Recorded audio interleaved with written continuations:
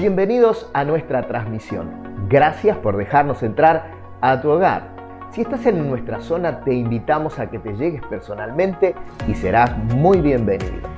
Prepara tu corazón para recibir una palabra que Dios nos dio para tu vida.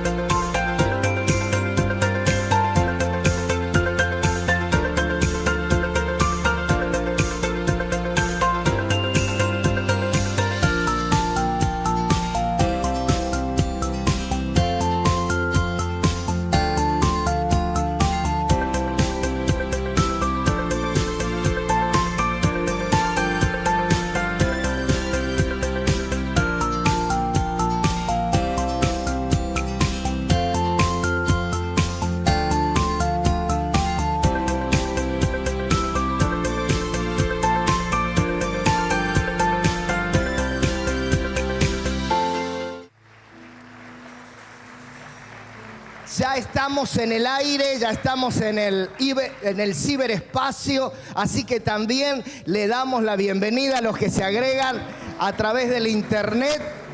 Gracias por estar. Para ustedes esta es una noche preparada también, Y esta noche tenemos visita. En esta noche tenemos una visita que habíamos postergado.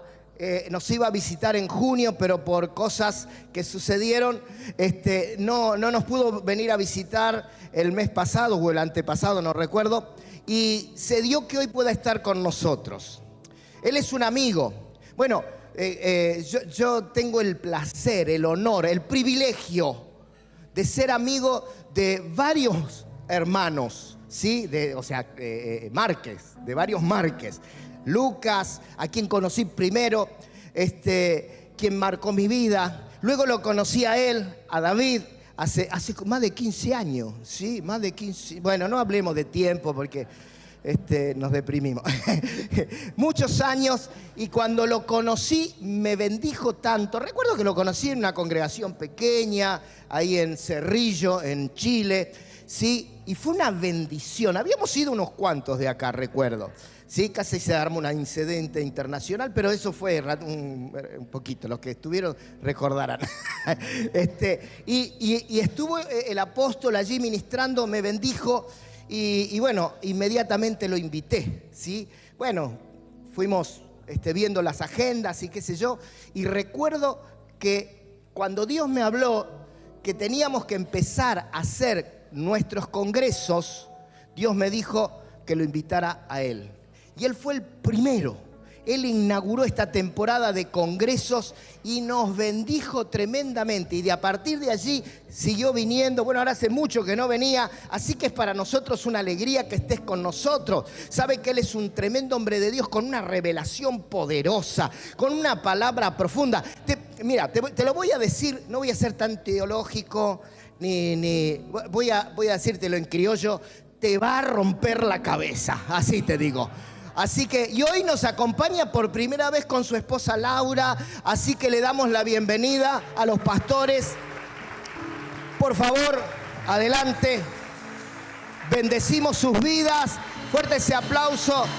Hagámoslo sentir como en casa, con un fuerte aplauso.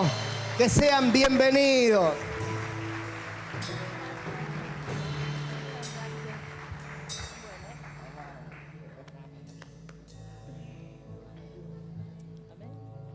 Muy buenas noches, queridos hermanos.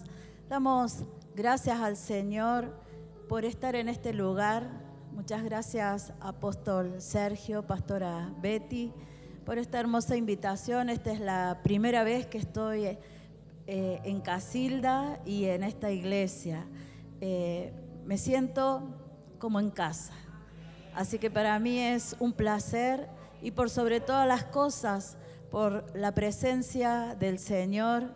He estado escuchando aún las alabanzas desde allá atrás que estaba y maravilloso. Uno quiere estar acá, sentir ese fuego del Señor que se ministra a todo su pueblo.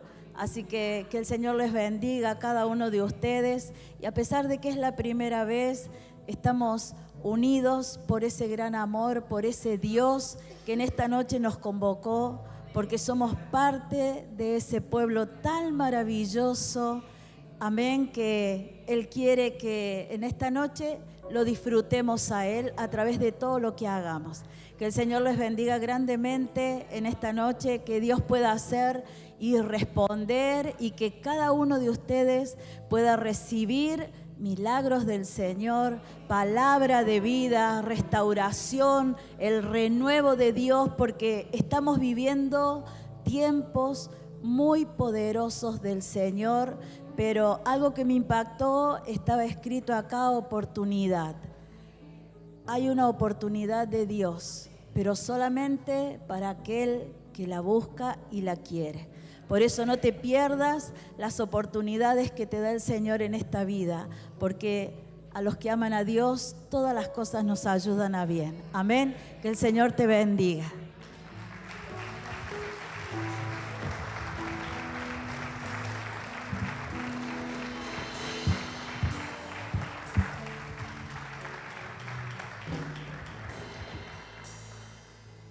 El Señor les bendiga a todos, mis amados.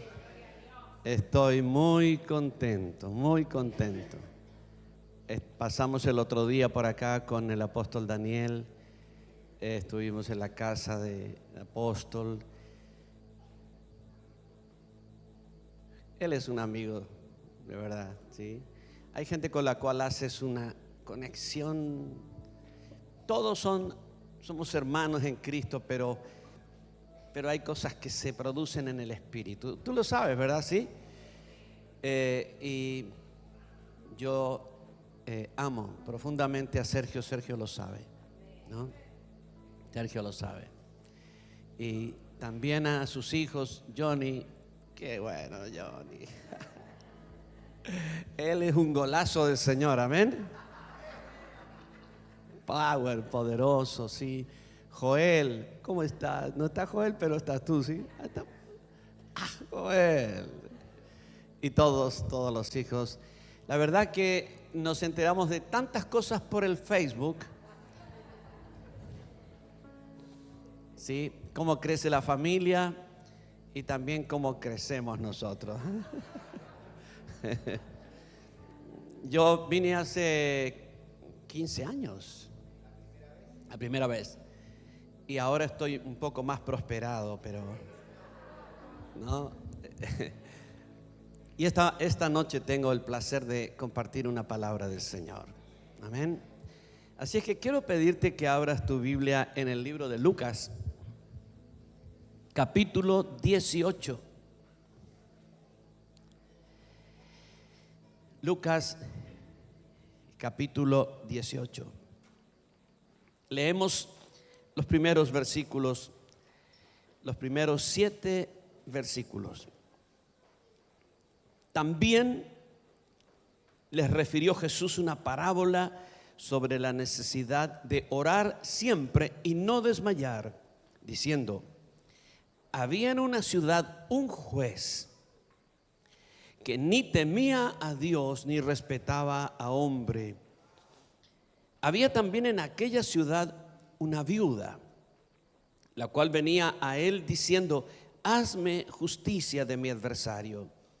Y él no quiso por algún tiempo, pero después de esto dijo dentro de sí: aunque ni temo a Dios ni tengo respeto a hombre, sin embargo, porque esta viuda me es molesta, le haré justicia, no sea que viniendo de continuo me agote la paciencia. Y dijo el Señor: oíd lo que dijo el juez injusto. ¿Y acaso no hará Dios justicia a sus escogidos que claman a Él día y noche? ¿Se tardará en responderles? Os digo que pronto les hará justicia. Vamos a hablar esta noche sobre la oración judicial. La oración judicial. En el capítulo 11 del libro de Lucas, los discípulos le dicen al Señor: Señor, enséñanos a orar. Enséñanos a orar. Cuando alguien te dice enséñame a orar, pero sabe orar, porque ellos eran judíos, sabían orar, es porque ellos no saben orar como el que escuchan orar. Escuchaban al Señor orar y ellos no sabían orar de esa forma, porque el Señor oraba al Padre, a Dios como su Padre. Él trae la revelación de Dios como Padre, y es eso lo que les enseña. Les dice: cuando ustedes oren, ustedes orarán y dirán: Padre nuestro que estás en los cielos. Jesús trajo la revelación del Padre. En todo el Antiguo Testamento ves muchos nombres de Dios, pero Jesús trae la revelación de Dios como Padre. Entonces, Él les enseña a orar a Dios como su Padre, y por eso el Señor habla de mi Padre, vuestro Padre. Siempre está hablando de eso. Él trae una revelación y Él les enseña a orar de acuerdo a esa revelación. El capítulo 11 sigue después de aquello que llamamos nosotros el Padre Nuestro, y el Señor sigue hablando de oración y dice: un hombre viene a la casa de su amigo. Ha llegado un visitante inesperado y él no tiene que ponerle delante para comer, y va a la casa de su amigo y le dice: amigo, préstame 3 panes porque llegó un visitante inesperado y yo tengo que darle de comer. El amigo, como amigo que son, ¿no es cierto?, dice: che, por favor, a la hora que venís, ¿sí? Porque así son los amigos, ¿no es cierto? Pero le da lo que pide para el visitante.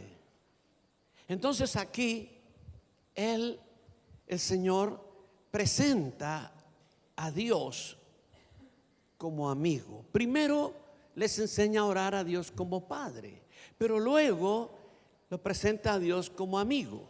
Y hay un tipo de oración que todos sabemos y que es lo que más sabemos, y es orar a Dios como Padre, ¿verdad?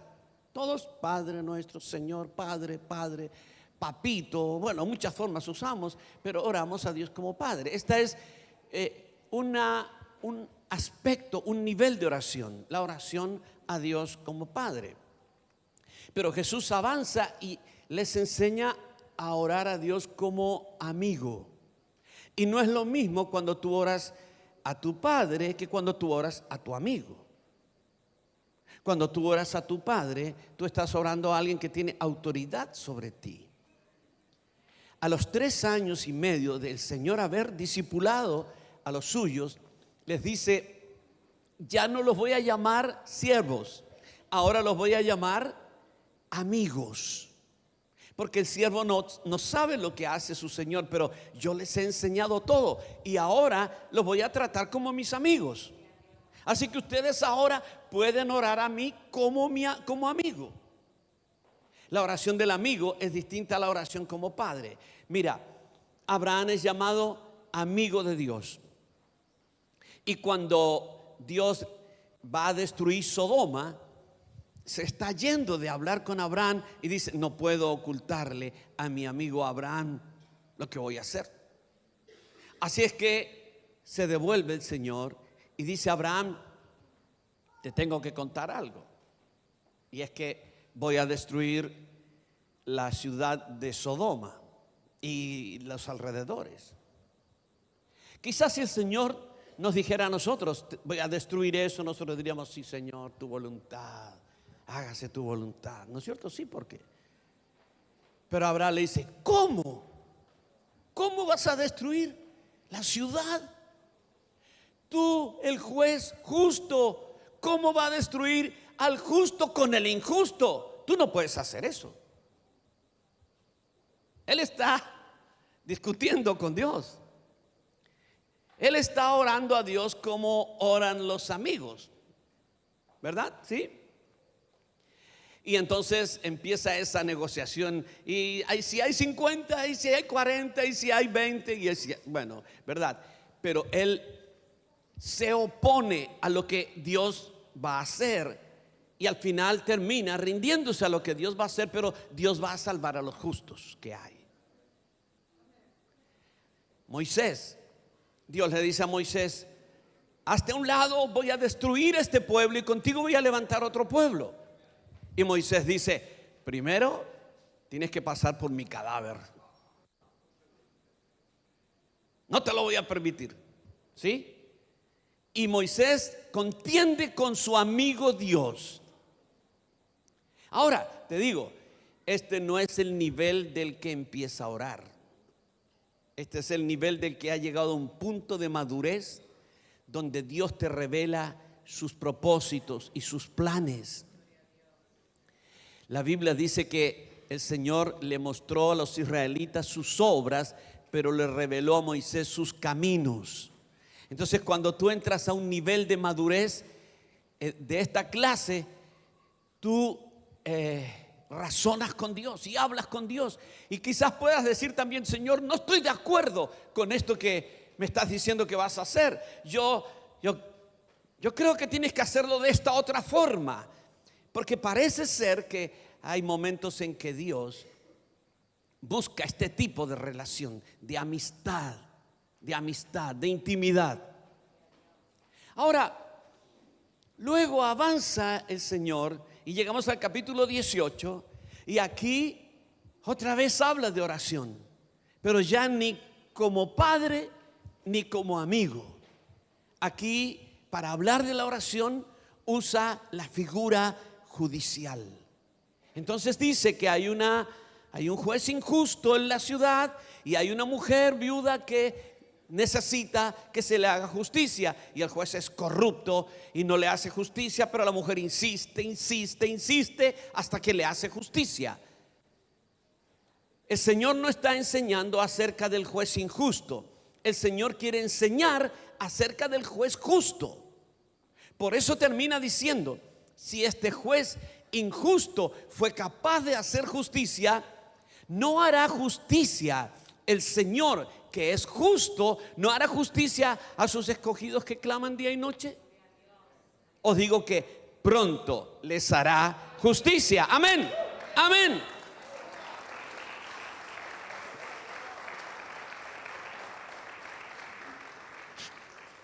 Tenemos que entender que un padre no hace justicia, un amigo no hace justicia. El que hace justicia es el juez. Así que tienes tres figuras de la oración: la oración familiar, la oración de padre, de hijo a padre, la oración de amistad y la oración judicial. Y vamos a hablar esta noche acerca de la oración judicial. Amén. Muy bien. Mira, aquí tenemos la figura de, tenemos el momento de un tribunal. Tú tienes a un juez que debe impartir justicia, y ese juez es Dios. Dios es el juez que imparte justicia. Dios es el juez que creó todo el sistema básico de toda justicia. Dios es justo y Él ha establecido sus principios justos sobre su creación. Y Dios jamás hará injusticia, jamás hará algo que vaya contra su propia justicia. Lo que Él estableció, eso hará. Amén. Por lo tanto, no podemos esperar que Dios cambie por alguna razón, quizás por convenio, por favorecer a alguien, que Dios vaya a torcer su justicia para ayudar a alguien que está haciendo algo injusto. Dios siempre hará justicia. Amén. Muy bien. Tenemos a Dios que es justo. Esta es la primera figura del tribunal. La segunda figura es que tenemos a la viuda. La viuda, la que está necesitada de la justicia divina. La viuda eres tú, soy yo, cuando necesitamos la justicia del Señor. La viuda puede ser tu empresa, que ha sido envuelta en un montón de cosas negativas de parte del enemigo, y tú necesitas que el Señor traiga su orden y su justicia a tu empresa. La viuda puede ser tu familia, la viuda puede ser tu iglesia, la viuda puede ser tu ciudad. Todo aquello que está siendo afectado negativamente por el enemigo es la viuda. El adversario afecta a la viuda. Por eso la viuda pide que el juez le haga justicia del adversario. Así es que la viuda tiene un adversario y nosotros tenemos un adversario. Tú conoces a tu adversario, ¿sí? ¿Sí? Muy bien. La tercera figura que tenemos aquí es precisamente el adversario. Y la Biblia dice, ¿quién es nuestro adversario? Dice, vuestro adversario, el diablo. Vuestro adversario, el diablo. Así que lo nombra. No hay por dónde perderse, ¿verdad? ¿Sí? Te aviso que tu adversario no es tu jefe. Tu adversario no es tu suegra.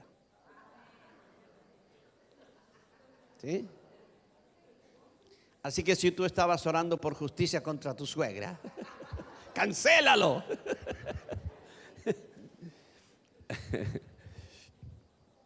Bueno, a veces quisiéramos orar, ¿no es cierto?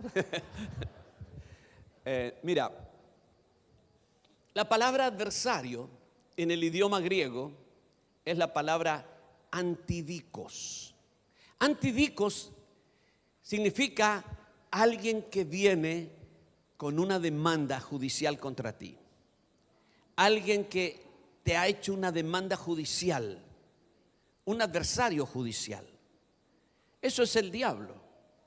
Cuando la Biblia dice que el diablo es mi adversario, nosotros siempre pensamos en el diablo como el enemigo que me ataca, el enemigo que me enferma, la mano negra que a la noche me sacude, ¿no es cierto? Es cierto, también.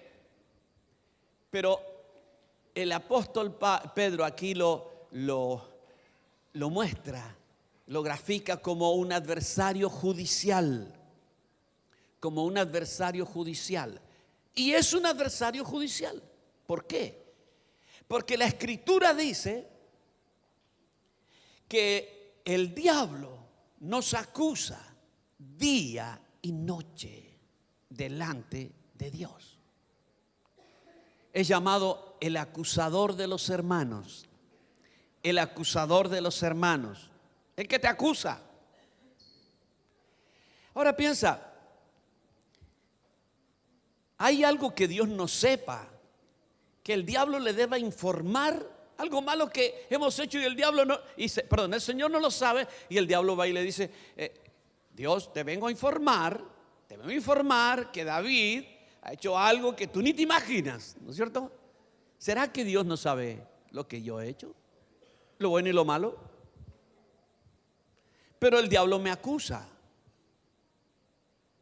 Cuando éramos chicos, entre nuestros hermanos, había un acusete. Yo no les voy a decir quién es, ¿verdad? Entonces cuando venía el papá, decía, papá, David se hizo tal cosa, Lucas hizo, así que no era ni David ni Lucas. Tampoco era el que ustedes piensan, ¿no? Bueno, ahora, nosotros lo amábamos a mi hermano, ¿no? Pero lo amábamos de lejos. Pero él le informaba a mi papá lo que mi papá no sabía. Nos acusaba y mi papá decía, ok. David, Lucas a la pieza, ¿sí? Y ahí recibíamos bendición. El acusador. Y era el acusador de los hermanos. De los hermanos Márquez. Bueno, escucha. Pero ¿por qué el diablo te acusa? ¿En qué sentido te acusa si Dios sabe lo que va a decir? Cada vez que el diablo nos acusa, va con una acusación judicial para conseguir una demanda contra nosotros. Un día el Señor le dijo a Pedro y a los apóstoles: el diablo os ha pedido para zarandearos como a trigo. ¿Recuerdas el pasaje, verdad? Yo quisiera que el pasaje terminara, o que Jesús terminara diciendo: el diablo los ha pedido para zarandearos, pero yo lo impedí. Yo lo impedí. No podrá, no lo logrará. Pero Jesús no dijo eso. Jesús dijo: lo logró. Los pidió y lo logró. Entonces, como lo logró, yo he pedido que tu fe no falte. Te van a zarandear. El diablo logró eso que pidió. Ahora, el diablo no puede lograr nada que esté en contra de la justicia de Dios. Si el diablo logró algo contra los apóstoles, es porque había un problema, una situación irresuelta entre los apóstoles, que permitió al diablo conseguir de parte de Dios esa sentencia para que el diablo los pudiera zarandear. Un día estaba el sumo sacerdote Josué, y esto es Zacarías, en la presencia del Señor, y tú ves al diablo al lado de él, a su mano derecha, para acusarlo. Es un acusador. Acusó a Job de que Job no servía a Dios con propósitos dignos, ¿verdad? Consiguió lo que quiso conseguir. Job la pasó re mal, y Job pensó todo el tiempo que era Jehová que lo estaba castigando, que era Jehová que lo estaba injustamente castigando, y no era Jehová, era el diablo. Así que muchas cosas que nos suceden, a veces nosotros pensamos: no es el Señor, son pruebas, ¿sí? Son pruebas, voy a soportarlo hasta el final. Mira, te voy a decir algo respecto de la prueba. Toda prueba tiene un principio, un proceso y un final. Porque la prueba tiene un propósito. No existen pruebas eternas. Así que cuando Dios te mete en pruebas, entraste de pronto a eso, pero vas a salir. Va a terminar. No sé si me entiendes, va a terminar. Pero cuando tenemos esos sufrimientos, esas cosas que son interminables, o esas cosas que son cíclicas, que parece que le ganaste, lo derrotaste, y al año vuelve otra vez. Y otra vez, y vuelve otra vez.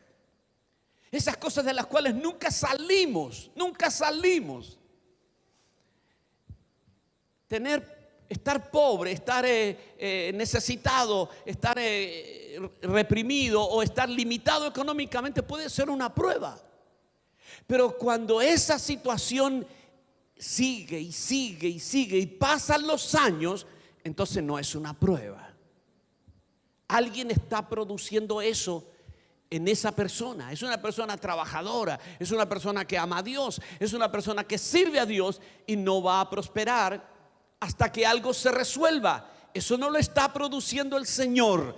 Eso no es pasar por el desierto para que el carácter, ¿no es cierto? Sí. Tenemos que pedir al Señor discernimiento para poder discriminar entre esto es prueba y esto es porque estoy en la mano de mi adversario. Ganó un juicio contra mí. ¿Sabes que hay un principio de la jurisprudencia que se llama juicio por incomparecencia? Juicio por incomparecencia. Mire, estoy usando el papel higiénico porque estoy un poquito resfriado, ¿no es cierto? No es una prueba, por la duda. Se llama resfrío. Juicio por incomparecencia es cuando el acusado no se presentó al tribunal. No supo, la carta no llegó, la carta fue enviada a otra dirección, nunca lo supo. El juez dice, no está el acusado, hay incomparecencia, culpable, punto. Así que no hay nadie que haga nada y ese acusado tiene la sentencia sobre sí. Muchas cosas que nos suceden han sido juicios por incomparecencia. No estábamos ahí para decir, no, espera, yo tengo esto en mi defensa. No estábamos ahí, en el tribunal. Por lo tanto, hemos sido sentenciados y la maldición ha venido sobre nuestras vidas. A veces, la maldición vino de otra generación. Estaba echando fuera el demonio de alguien y este era un muchacho muy comprometido con el Señor, muy fuerte, intenso con el Señor, amaba al Señor, pero él no podía prosperar. No podía prosperar. Y cuando el demonio habló, yo le dije, ¿por qué estás ahí? Me dijo, porque mi sierva lo hizo entrar. Y yo pensé que el muchacho había tenido un problema, algo. Y me dijo, estoy hace 5 generaciones. Y por 5 generaciones no habían podido prosperar. 5 generaciones. Obviamente que el demonio se fue. Y oramos, hicimos lo que había que hacer y este muchacho empezó a prosperar. Entonces, hay situaciones en que nosotros oramos a Dios como Padre y no hay respuesta. Y no hay respuesta. Porque tenemos que entrar a la oración judicial. La oración judicial resuelve los problemas que no puede resolver la oración a Dios como Padre. Yo creo que tenemos que entender que Dios ha establecido varios tipos de oración para varios tipos de situaciones, ¿no? Ahora, tenemos aquí al juez, tenemos al acusado, ¿no es cierto? Y tenemos al adversario. ¿Quién falta? El abogado. El abogado. Y tú sabes quién es el abogado, ¿verdad? ¿Sí? ¿Quién es el abogado?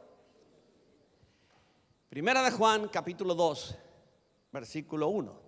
Estas cosas os escribo para que no pequéis. Y si alguno hubiere pecado, abogado tenemos para con el Padre, a Jesucristo el justo. Escucha, ¿por qué necesitas un abogado en el cielo? En el cielo necesitas un abogado. ¿Cuándo alguien necesita un abogado? ¿Cuántos han necesitado un abogado? ¿Y por qué necesitaste un abogado? Porque tuviste una demanda, una situación judicial.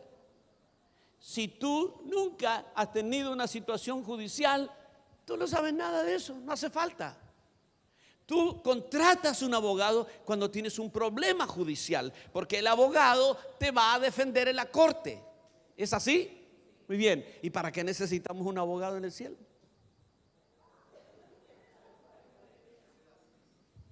¿Comprendes? Amén. Ahora observa. El versículo dice, si alguno hubiere pecado, tenemos abogado. Es decir que necesitamos al abogado por causa del pecado. El pecado es un delito espiritual. Todo pecado, el grande, el chico, el blanco, el negro, el inocente, todos los pecados, porque le damos apellidos, ¿no es cierto? Sí. Todo pecado es un delito espiritual en la justicia de Dios. Entonces, necesitas un abogado porque todo pecado resuelto, escucha esto, todo pecado no resuelto, todo pecado que no ha sido resuelto es factor factor de legalidad para que el enemigo te denuncie y pida que se aplique sobre ti la justicia de la ley. Entonces, yo necesito a Jesucristo como mi abogado. Él es mi abogado. Ahora, cuando yo he pecado, si resuelvo el problema del pecado, mi abogado aboga por mí delante del Padre. Observa, si alguno hubiere pecado, abogado tenemos para con el Padre, a Jesucristo el justo. Entonces, esta es una cuestión de justicia. Necesitamos al abogado por causa del acusador. El acusador utilizará cualquier factor para acusarnos delante del Señor y pedir contra nosotros alguna clase de castigo, alguna clase de consecuencia. Y lo logra.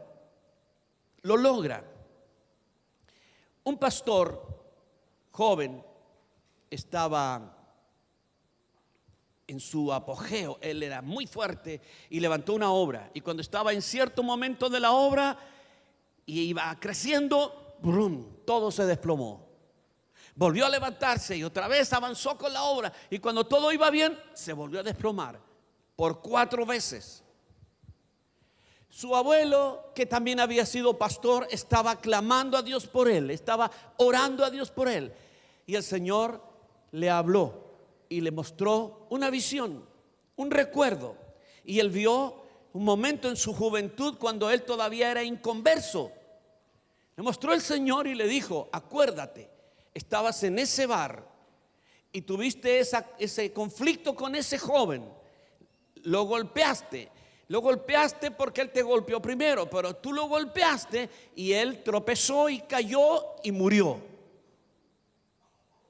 Ahora el enemigo ha pedido que eso, que tú nunca lo resolviste delante del trono, sea castigado en tu nieto. Ese joven era una promesa.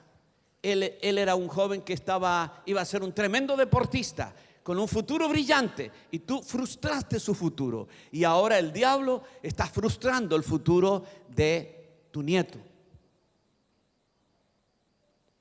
Bueno, él llamó a su nieto y le dijo: vamos a orar porque el Señor me mostró esto. Porque a veces el pecado de una generación se castiga en otra. Nosotros sabemos eso, ¿verdad? Eso se llama iniquidad. La iniquidad ancestral se castiga en las siguientes generaciones, y eso es lo que estaba ocurriendo.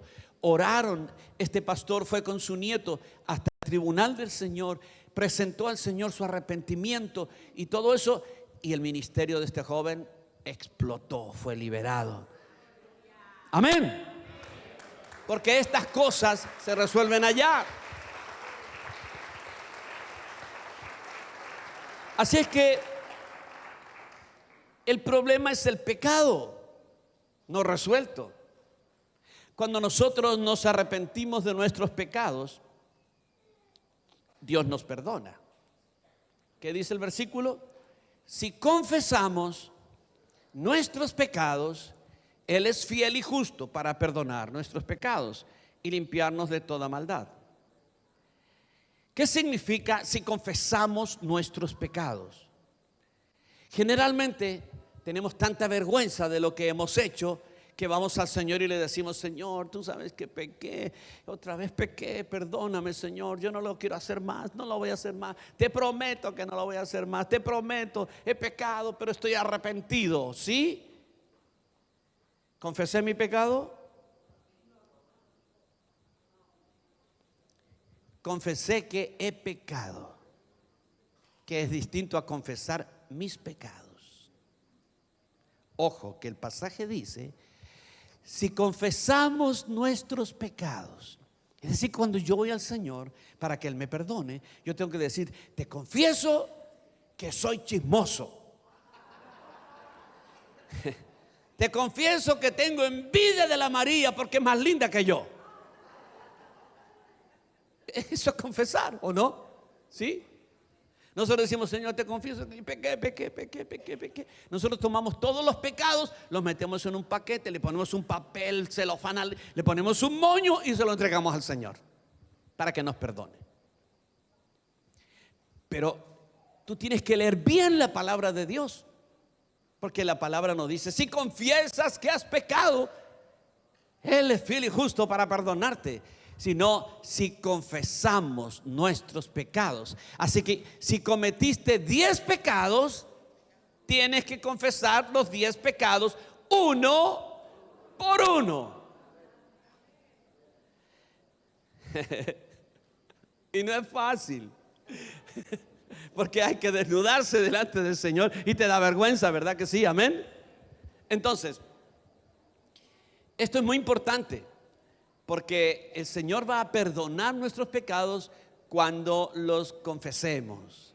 Ahora, hay 6 cosas que el Señor hace cuando confesamos nuestros pecados. Lo primero que hace es perdonarnos. Y voy a decirte esto, el perdón de Dios no es como el perdón humano. Ustedes son padres, muchos de ustedes son padres, ¿no es cierto? Y a veces tu hijo, tu hija merece un castigo, ¿sí? No un castigo que le quiebre los huesos, merece un castigo, ¿sí? Y cuando tú le vas a castigar, te dice, no papá, te prometo, nunca más lo voy a hacer, perdóname, te lo prometo. Y nosotros, sonsos, los perdonamos. ¿O no? Es decir, que tú puedes perdonar sin castigar. Y para nosotros perdonar es no castigar. Pero Dios no puede perdonar sin castigar el pecado. Cada pecado que Él perdonará, primero lo va a castigar. Así es que Él no puede perdonar, porque está en contra de su justicia, perdonar sin castigar. Él dijo, la paga del pecado es muerte. Imagínate con nuestros pecados, ¿no es cierto? ¿Sí?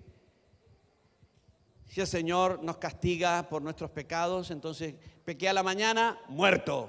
Lo resucito porque tiene que seguir viviendo. Resucitado. A la tarde pequé, muerto. Resucitado, muerto, resucitado. No va a ser así. ¿Por qué te puede perdonar el Señor sin aplicarte castigo? Porque castigó a su Hijo Jesús por tus pecados, por mis pecados. Él fue castigado. Amén.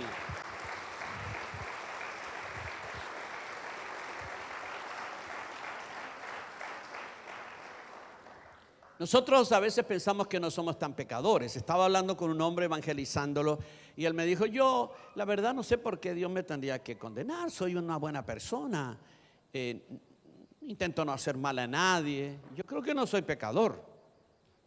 Soy católico, bien formado, ¿sí? Yo digo, ok, qué bueno, te felicito. Pero ¿será que cometerás un pecado al día, un pecadito? En el pensamiento, en obra. Oh, bueno, dijo, sí, en realidad somos humanos. Yo digo, ok, cometes un pecado al día, 365 días en un año cometiste 365. Vos tenés como 50 años, así que tenés como 15,000 pecados que no han sido resueltos con Dios, ¿no? Ahora, todos tus pecados y los míos fueron castigados por el Señor en Cristo. Pero para que el Señor nos perdone, nos condiciona al hecho de que tenemos que confesarlos. Ya están castigados, pero te van a ser perdonados, me van a ser perdonados si los confieso delante de Él. Ahora, dije que el perdón de nosotros humanos es generalmente sin castigo y consideramos que si no castigamos hemos perdonado. El perdón de Dios es muy distinto. La primera cosa que hace Dios es perdonar, y este es un acto judicial. El juez te perdona. Dios te perdona como juez. La segunda cosa que hace Dios con el pecado, si lo confesamos, es borrar el pecado. ¿Sabías que todas las cosas que tú haces, sean buenas o malas, son escritas en el cielo? Hay ángeles dedicados a registrar todo lo que hacemos. Todo lo que hacemos. Así que ese clavo que te trajiste de la fábrica está registrado. Todo está registrado. Lo registran. La Biblia dice que en el día final, en el juicio, estarán todos los hombres pecadores compareciendo delante del Señor y se van a abrir los libros. Y los hombres serán juzgados por lo que hicieron. Todo está registrado. Todo.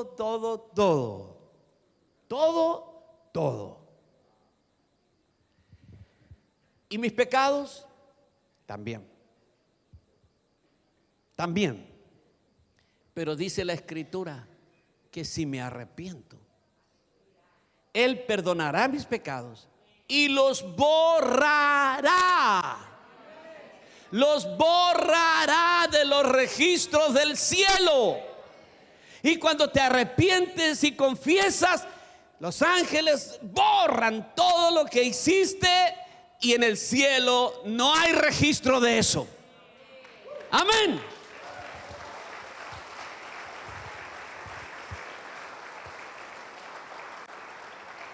Además, dice la Biblia que si nos arrepentimos, el Señor hará alejar los pecados de nosotros. Esta es la tercera cosa: alejará los pecados de nosotros. Acuérdate que el día de la expiación se traían 2 machos cabríos, uno por Jehová y otro por Azazel. El sumo sacerdote ponía la mano sobre el macho cabrío por Azazel, confesaba todos los pecados del pueblo, y luego un hombre designado iba con ese macho cabrío lejos del pueblo, lo despeñaba, el animal moría, para que nunca hubiera un acercamiento entre el pueblo y los pecados que habían sido confesados. Así que el Señor dice: alejará, como está lejos el oriente del occidente, hizo alejar de nosotros nuestras rebeliones. No solamente los borra, pero los aleja. Amén. Y además dice la palabra que Él sepultará en lo profundo del mar nuestros pecados. Y lo último que dice es que Él no se acordará de nuestras rebeliones. Yo no sé cómo lo hace, porque Él es omnisciente y Él sabe todo, de todo, en todo momento. Pero Él decidió olvidarse de tus pecados, olvidarse de mis pecados, no acordarse. Entonces, si tú le dices a Dios: ¿te acuerdas de lo que hizo Sergio cuando tenía tantos años? Dios dirá: ¿sabes que no me acuerdo? Decidí no acordarme. Y decidí no acordarme para siempre. Entonces Él nunca se acordará de tus pecados. Si alguien viene a recordarte tus pecados, ¿sí? Si alguien viene, no es Dios, no es el Espíritu Santo, es tu enemigo que quiere traer culpa y condenación. Repréndelo, porque no es el Señor. El Señor dijo: no me acordaré de tus pecados. Y yo te pregunto, si el Señor no se acuerda de tus pecados, ¿por qué te acuerdas tú? Porque dice: Señor, es que yo soy tan pecador, porque yo hice esto, acuérdate que yo hice esto otro. Sí, parece que tenemos una cosa hasta masoquista con el pecado, ¿no? El pecado que ya fue perdonado. No te acuerdes, el Señor no se acuerda. Amén. Quizá tu vecina se acuerda, pero el Señor no se acuerda. Ella lo perdonó.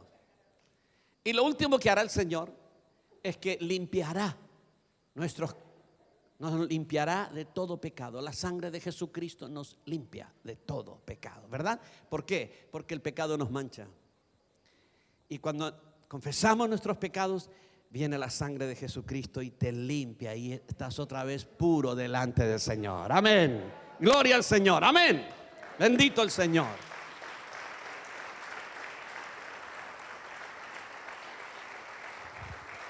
Muy bien. Tenemos la figura. Y ahora, ¿cómo vamos al tribunal? ¿Cómo llegamos? Porque el tribunal se llama trono de la gracia. El trono de la gracia es lo que antiguamente se llamó el propiciatorio, el lugar donde Dios libera su favor, el lugar donde el Señor perdona y libera su favor para el pueblo. Entonces dice la Escritura, primero, capítulo 10 de Hebreos dice que se nos abrió, o para nosotros el Señor abrió el camino al lugar santísimo, ¿verdad? El lugar santísimo está en el tercer cielo y tú estás en la tierra, específicamente en Casilda. ¿Cómo voy al tercer cielo? También dice que nos acerquemos al trono de la gracia, porque en el trono de la gracia, que está en el lugar santísimo, allí está el tribunal, allí está el juez, allí está el acusador, allí está el abogado, allí está la bendición, porque allí alcanzamos misericordia, gracia y socorro. Muy bien, ¿cómo voy?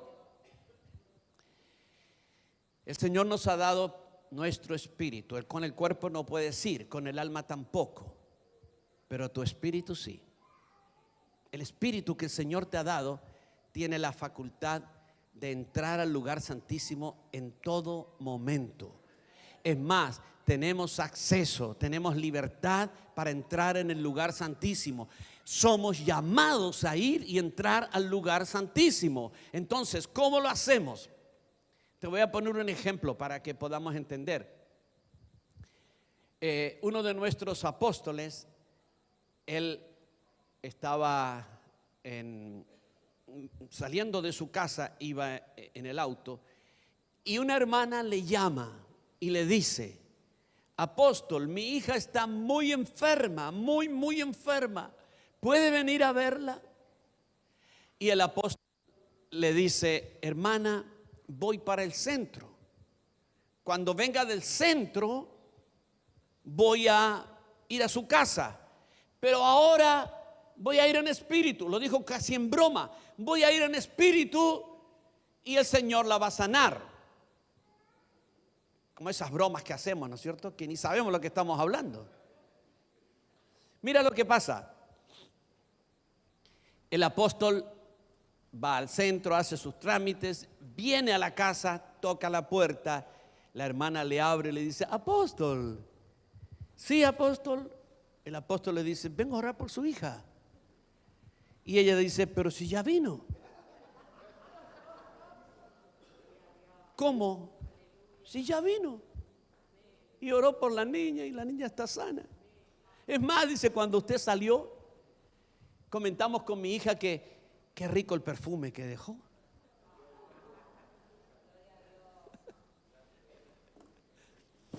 Déjame decirte esto: tus palabras conducen tu espíritu. Tus palabras conducen tu espíritu. Otro apóstol, le avisan que una muchacha está enferma. Él no conoce a la chica, no sabe quién es. Y entonces le dan el nombre. Él entra a su dormitorio y ora y dice: Padre, ahora en el nombre de Jesús, mira, esta chica está enferma, pero ahora en el nombre de Jesús yo voy al hospital, atravieso las puertas, entro a terapia intensiva y en el nombre de Jesús ahora, y el Señor le da una revelación de la muchacha: María, en el nombre de Jesús, todo espíritu de muerte que está en ti se va ahora, espíritu malo sale de ella. Ahora pongo mis manos sobre María y María está sana, eres sana por el poder del Señor. Muy bien, a la mañana siguiente la mamá va a ver a María y María dice: mamá, me quiero ir a casa, ya estoy sana. La mamá dice: hija, no puedes. El médico dijo que vas a estar por lo menos una semana y media. No puedes, estás muy enferma. Ella dijo: no, si estoy sana, mamá. No, si estás enferma, mamá, estoy sana desde anoche que vino el pastor. ¿Cuál pastor? El pastor. Le dice la enfermera: ¿vino alguien anoche a ver a mi hija? No, dice, no vino nadie. En ese momento va entrando el pastor a terapia. Y la muchacha lo ve y dice: ese es el pastor. Pastor, ¿verdad que usted vino anoche y me puso la mano y me dijo que estoy sana? El pastor, un signo de interrogación. Ni él entendía.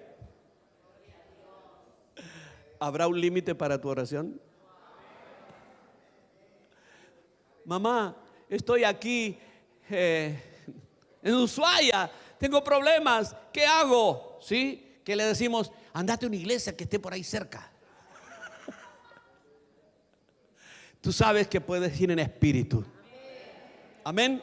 Tu espíritu es conducido por tus palabras. Amén. Y así como es conducido aquí en la tierra por tus palabras, también es conducido al lugar santísimo cuando tú dices: ahora en el nombre de Jesús yo entro al lugar santísimo, atravieso el velo que está abierto, entro a la presencia magna del Señor y me paro frente al trono de la gracia. ¡Aleluya!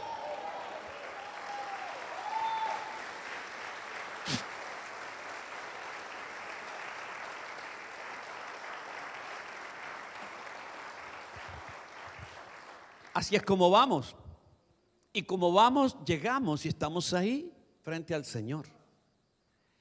Y ahora vamos a presentar nuestra demanda. La contrademanda, porque nos demandaron y por eso tenemos esa maldición encima, la que sea, ¿no es cierto? Somos la viuda. Y vamos al trono. Ahora voy a decirte algo, mira. Tenemos que preparar la demanda. Porque cuando el abogado te va a defender, él no dice: a ver, ¿cuál es? ¿Qué le pasó? No, me están demandando. Ah, bueno, listo. Señor juez, no, él prepara la demanda. ¿Verdad que sí? Prepara su demanda, se toma el tiempo y luego te defiende con éxito. El diablo nos ha acusado, no sabemos de qué nos ha acusado. Tenemos que preguntar al Señor. Tenemos que saber de qué se trata. A veces lo sabemos porque todo el tiempo que hemos estado viviendo el problema, así como chispazos, como fogonazos mentales, algo nos dice el Señor y a veces no le damos importancia, pero cuando tú dices: Señor, ¿cuál es la causa que hay contra mí?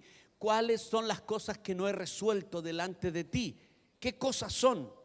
A veces son cosas que nosotros, pecados que hemos cometido y no hemos resuelto. A veces son pecados de nuestros ancestros.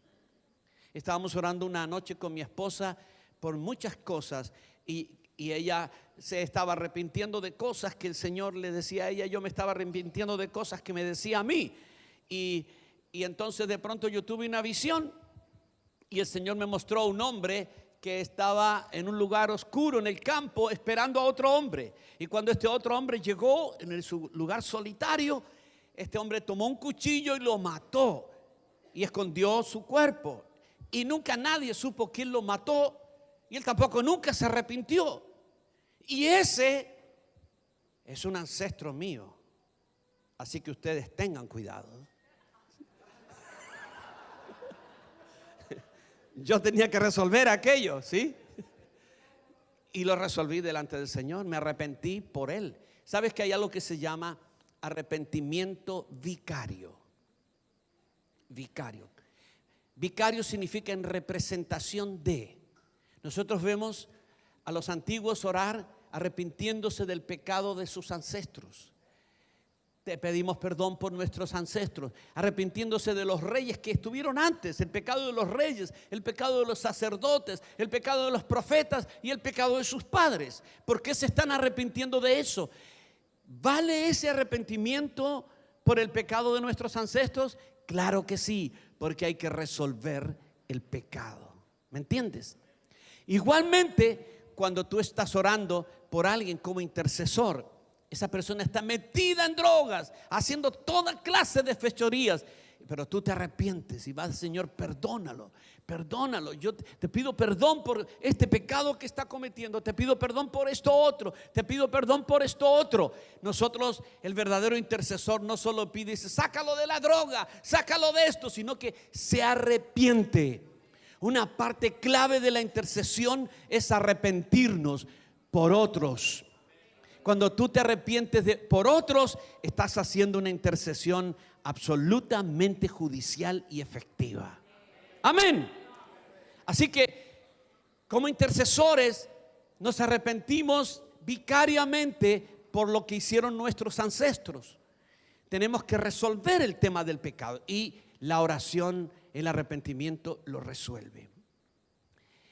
Tenemos la ayuda del Espíritu Santo que nos va a ayudar en esta demanda que tenemos que presentar delante del Señor. ¿Sabes que cuando dice ahí en primera de Juan, abogado tenemos para con el Padre a Jesucristo el justo, la Biblia usa la palabra paracletos? ¿Y qué te dice la palabra paracletos? ¿A qué te suena? Siempre hemos usado la palabra paracletos para Espíritu Santo, ¿sí? Es el paracletos. Cuando Jesús dijo y habló del Espíritu Santo como paracletos, dijo, les enviaré otro paracletos. Yo soy uno, les voy a enviar otro. Y nuestra Reina Valera lo traduce consolador. Y también es eso. Pero un paracletos es alguien que se pone a tu lado para defenderte. Así que tú tienes dos abogados. Uno allá en la corte que te va a defender y otro aquí que te va a ayudar a preparar la demanda. ¡Aleluya! Así que le vas a preguntar a él. Amén.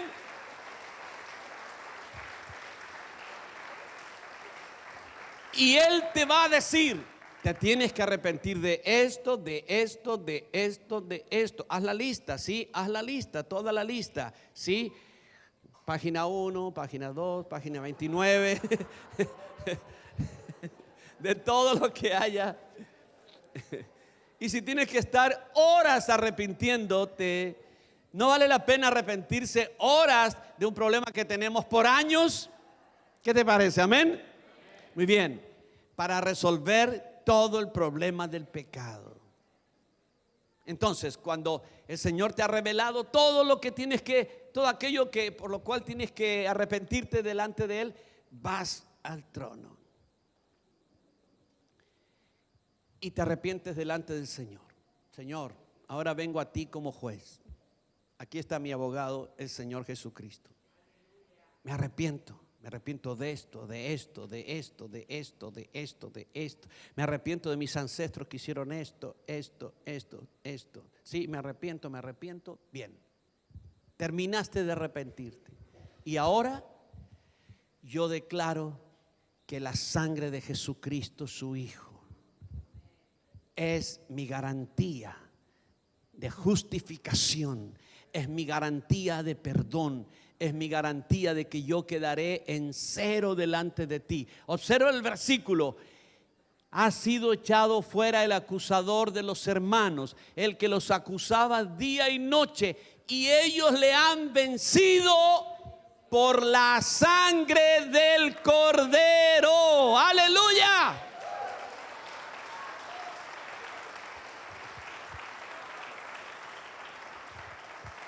Muchas veces se ha tomado esto para la liberación, ¿no es cierto? Y cuando demonios salen de la sangre de Jesucristo, a veces funciona, ¿sí? Otras veces no. Pero aquí está hablando de una situación judicial. El mayor argumento para que el diablo pierda todos sus derechos y toda su legalidad es que te arrepentiste y presentas la sangre como garantía del perdón. La sangre de Jesucristo. Y una vez que la presentas, el enemigo perdió todo derecho, y tu causa será a tu favor. Amén. ¿Cuántos pueden decirle al Señor: Señor, te amo, porque tienes respuesta y solución para mi vida? Amén. Amén.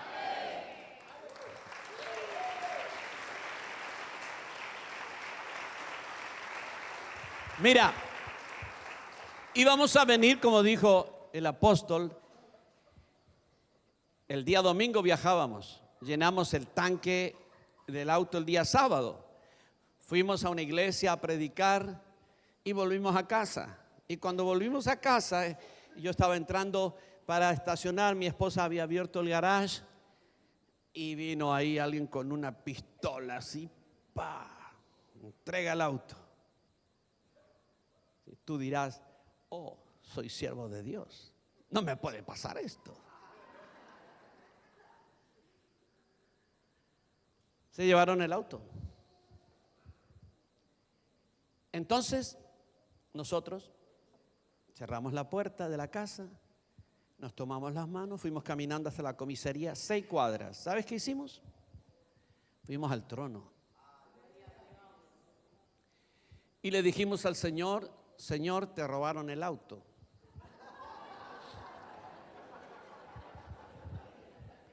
Porque este auto es de tu obra. Y el Señor nos había estado mostrando, nosotros estábamos medio resistentes ciertas cosas. Tú sabes que que puedes pecar aún intentando desobedecer en algo al Señor, la intención a veces. Bueno, teníamos una situación, mi esposa y yo, con relación al mismo viaje. No teníamos que hacerlo. El Señor nos estaba diciendo no, pero estábamos tan motivados que nosotros decíamos sí. ¿Sí? Y él decía internamente no. Me lo decía a mí y se lo decía a ella. Y ninguno de los dos decía, amor, no tenemos que ir. Pero cuando se llevan el auto, nos miramos y dijimos, qué tontos somos, no teníamos que ir. El Señor nos dijo que no. Bien, nos tomamos la mano. Padre, perdónanos porque intentamos desobedecerte, pecamos, no te escuchamos y nos arrepentimos de eso y de todo lo que el Señor nos dijo en el camino, 6 cuadras. Llegamos al lugar, pusimos la denuncia y volvimos a casa con la convicción de que el auto estaría en casa de vuelta en pocos días. A los 3 días.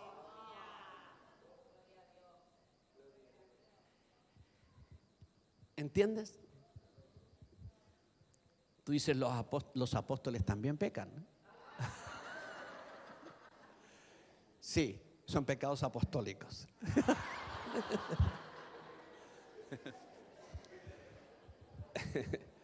Bueno, ¿qué te parece si esta noche le presentamos al Señor nuestra causa? ¿Quieres venir para acá? Sí, levantarte y venir. Vamos a orar aquí.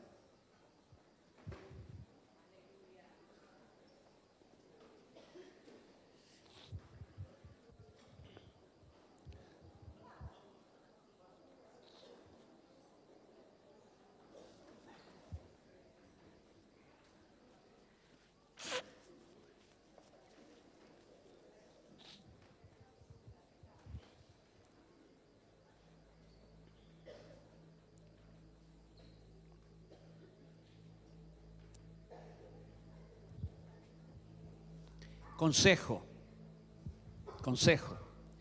Quizá tengas que, al regresar a tu casa, sentarte, orar, aún si eres parte de un matrimonio de la iglesia, sentarse, orar juntos y decir, vamos a observar nuestra vida, lo que está pasando con nosotros. Vamos a discernir lo que es prueba y lo que es maldición del enemigo. Seguramente tengamos que hacer una lista de cosas distintas que nos han estado afectando, que hemos estado atados, amarrados. El adversario ha estado afectando nuestra vida sin solución. Si tienes que hacer eso, cuando vayas a casa, hazlo. Y luego, cosa por cosa, trátala delante del Señor. Prepara tus demandas, pregúntale al Espíritu Santo. Tengo un cuñado que estudia abogacía y yo le digo, che, ¿cómo se dice ese abogado que prepara la demanda? Porque hay un abogado litigante que está ahí en la corte, pero hay abogados que preparan la demanda. Me dijo, asesor. Muy bien, pregúntale a tu abogado asesor, el que está adentro. Qué maravilloso, ¿verdad? Y Él te va a revelar, porque Él todavía habla y te va a mostrar. Y todo lo que Él te diga, anótalo. Todo lo que Él te diga. No te parezca que una cosa es menos importante que otra o más inocente que otra. No. Escucha al Señor y anota todo lo que el Señor te diga. Y cuando tengas paz, que ya completaste eso, anda con eso a la corte del Señor y di: vengo a presentar esto. Serás oído. ¿Sabes qué dice la Escritura? Acerquémonos confiadamente. ¿Sabes por qué dice confiadamente? Porque el juez quiere dictar una sentencia a tu favor. No lo hace porque todavía no hay nada que podamos presentar o que hayamos presentado. El juez te está esperando para cambiar la sentencia y quitarle al enemigo los derechos legales que él ha estado presentando. Por lo tanto, anda con toda confianza. No tienes un Dios enemigo. No. Tienes un Dios que también es tu Padre. No va a torcer la justicia, pero te llama para que vengas en justicia y le presentes tu caso a Él, y Él lo resolverá. Amén. Esta noche vamos a presentar una demanda. Mira, aprendimos con mi esposa que a veces podemos presentar delante del Señor la demanda sin todavía prepararla, pero vamos y decimos: Señor, aquí estoy, te presento esta situación que tengo y esta situación que me está afligiendo. Padre, toma control de esto, ya vuelvo. Voy a prepararla con el Espíritu Santo y vuelvo. ¿Sí? Entonces, una cosa de aquellas que el diablo ha estado afectando tu vida, preséntala. No digas: Señor, te presento el punto 1, punto 2, punto... No. Una sola. Y luego trátala con el Señor. Luego el Espíritu Santo te revelará. Amén. Cierra tus ojos y habla con tu Señor. Dile así, dile conmigo: ahora, en el nombre de Jesús, por el poder de la sangre de Jesús, vengo a tu lugar santísimo.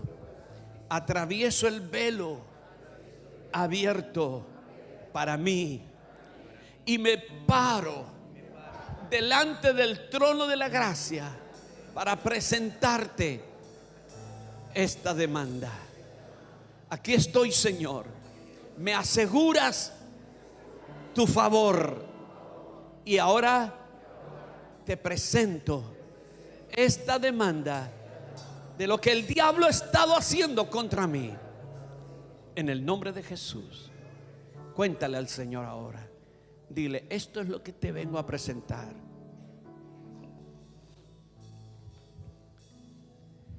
Díselo a Él. Él está escuchando. Tú estás en el tercer cielo ahora. Estás en su presencia. Aleluya. Bendito Dios. Gracias, Padre.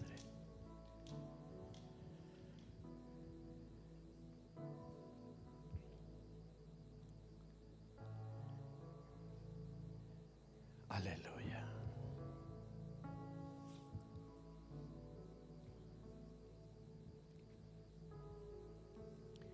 Gloria a ti, Señor.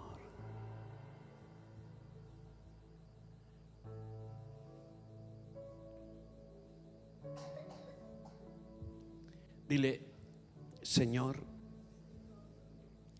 te he presentado todo lo que el diablo está haciendo contra mí.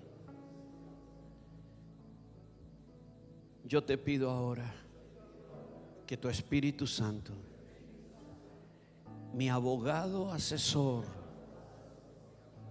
me enseñe, me revele todo aquello de lo cual debo arrepentirme, todo aquello que yo he cometido y que está produciendo y dando legalidad al enemigo para que me dañe de esta manera. Revélame si debo arrepentirme de alguna iniquidad ancestral, revélame y yo lo haré. Espíritu Santo, tú me ayudarás a preparar mi demanda delante del Señor, y sé que tú, mi Señor, me darás un veredicto favorable. Gracias, en el nombre de Jesús. Amén, amén, amén, amén. No queremos terminar esta transmisión sin antes darle la oportunidad de hacer a Jesús el Señor y Salvador de tu vida. Podés orar conmigo y decirle de la siguiente manera: orá así: Señor Jesús, me arrepiento de mis pecados, entra en mi vida, toma control de ella y te hago mi Señor y mi Salvador. Si has hecho esta sencilla oración, cree que has nacido de nuevo. Contactate con nosotros, queremos ayudarte a crecer en esta nueva experiencia de vida. Dios te bendiga y hasta la próxima. Gracias por seguir nuestra transmisión en línea. Estamos agradecidos con Dios por tu vida. Te animamos a suscribirte y seguirnos en nuestras redes sociales. Allí encontrarás muchísimo material que podrás compartir con tu familia y amigos. Si necesitas que oremos por tu vida, escríbenos a contacto@vidaabundante.com.ar o a nuestra línea de WhatsApp. Te esperamos en nuestra próxima transmisión de Vida Abundante. Dios te bendiga.